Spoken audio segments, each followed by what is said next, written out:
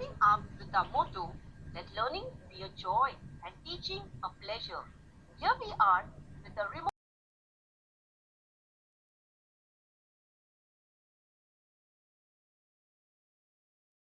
Students, we will continue with humidity and clouds part 4. In this, we are going to study with low clouds.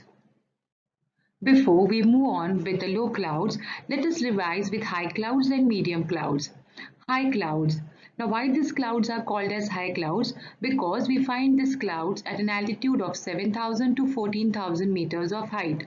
They are classified into cirrus, cirrocumulus and cirrostratus. The next, that is the medium clouds. Medium clouds we find at an altitude of around 2000 to 7000 meters, classified into altocumulus and altostratus. And the next, that is the low clouds.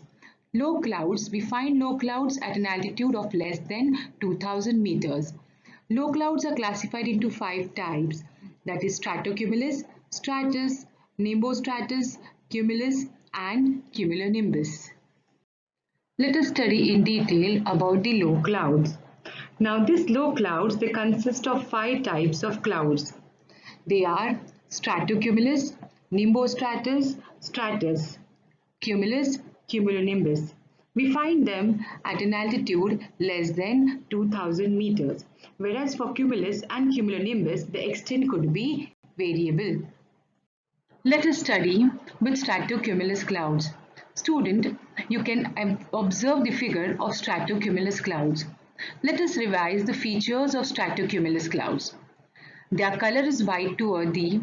They have layers. Round clusters of clouds can be seen here. A stratocumulus clouds, occasionally called a cumulostratus, belongs to a genus type. Genus type, that is, you say group or a class of clouds characterized by large dark rounded masses, usually in groups, lines or waves. Now, most often stratocumulus produce no precipitation, and when they do it, generally only light rain or snow. However, these clouds are often seen at either the front or tail end of worst weather. So they may indicate storms to come in the form of thunderheads or gusty winds. The second type of low cloud is stratus clouds.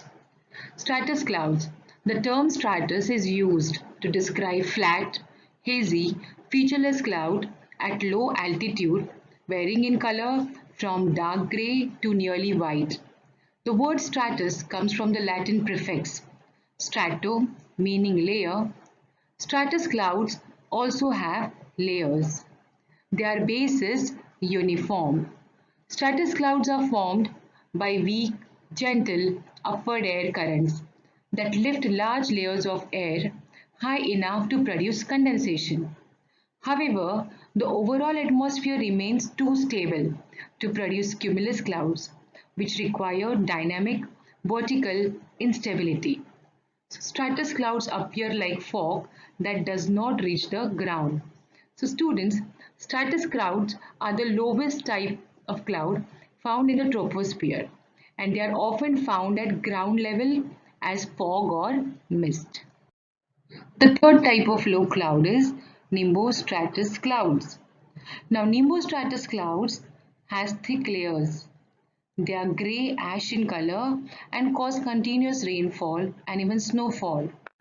Nimbostratus clouds are thick enough to block out the sun and produce persistent rainfall. Nimbostratus are dark, low-level clouds accompanied by light to moderately falling precipitation.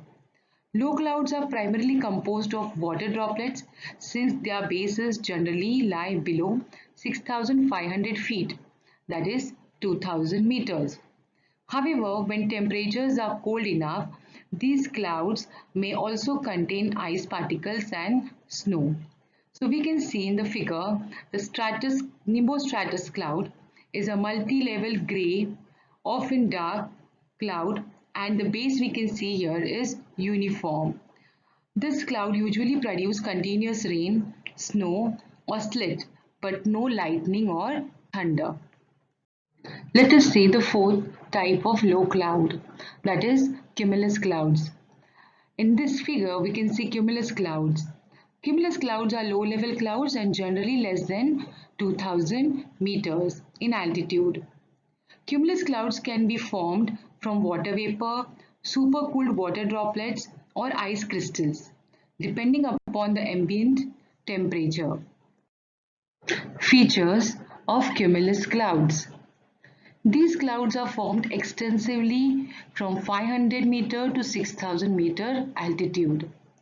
They are huge and dome-shaped. They are grey in color. Cumulus clouds are indicators of pleasant weather.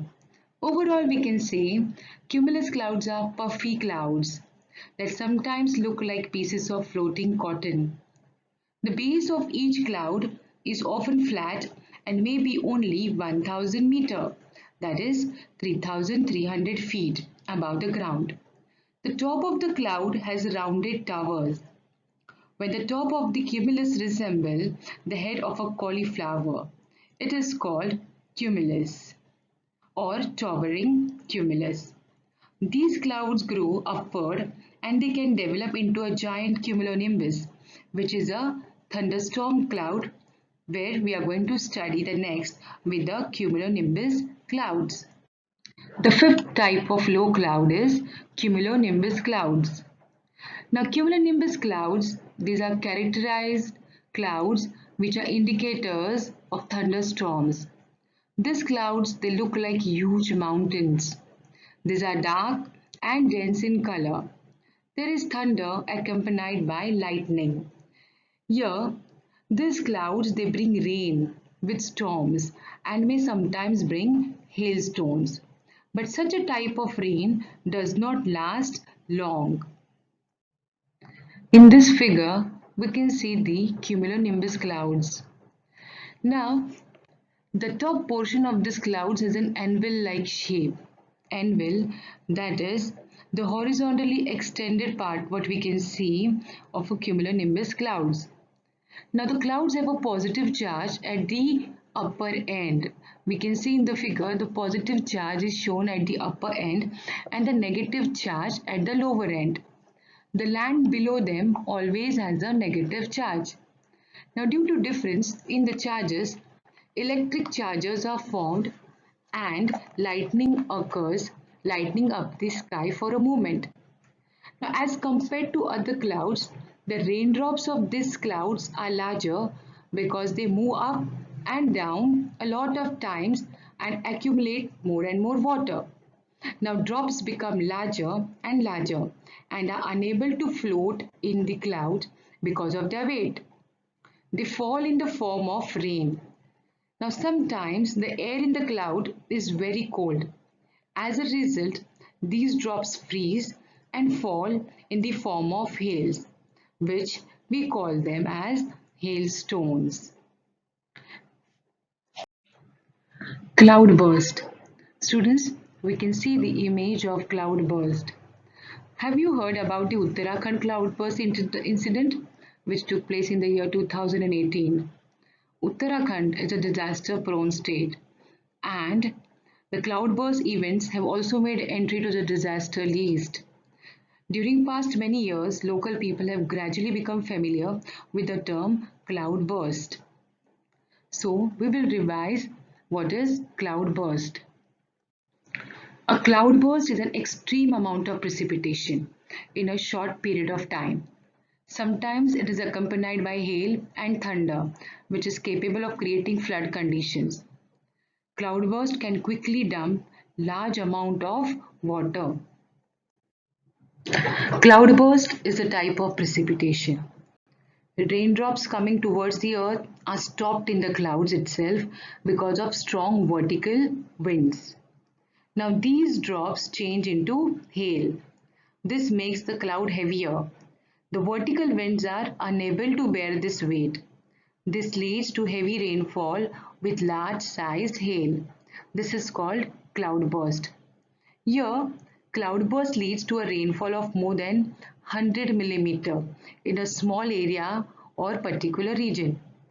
This type of precipitation mainly occur in the mountainous region, as I gave you an example of Uttarakhand. The states through which the Himalayan range pass experience such a type of rainfall.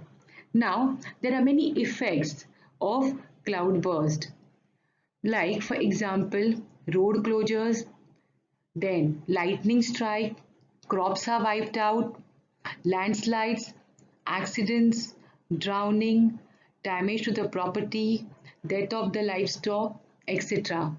So here, even for the rescue team, emergency rescue team to come over, it may take several hours. So cloudburst is very dangerous. Thank you.